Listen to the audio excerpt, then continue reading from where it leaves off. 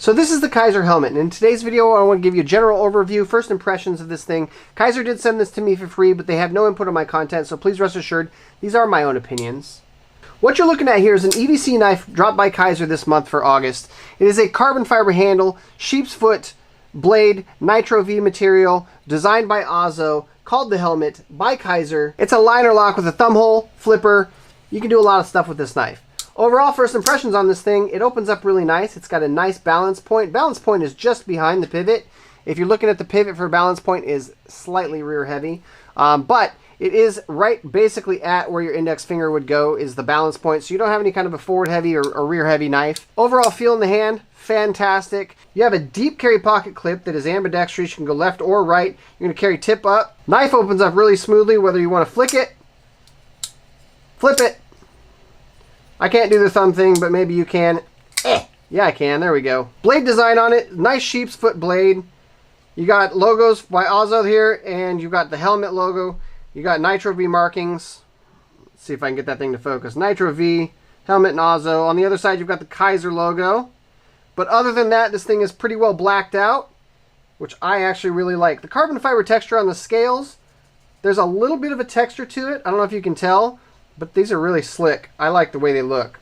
Inside skeleton on it, I think you're looking at a stainless steel skeleton on the inside. Quality control on this knife is actually really good. Blade runs straight down the center. You do have some jimping on the back here. Tension on the clip, it's a little light, but I think it's still plenty good.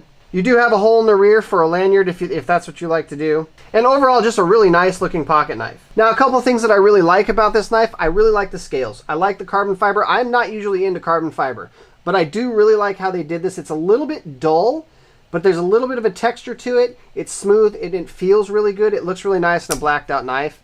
Second thing I really like about this knife is just the overall design on it. I like the thumb hole flipper, sheepsfoot blade. It's an attractive knife to me. One of the things that I would change, I would love to see this thing just a little bit bigger, to be honest.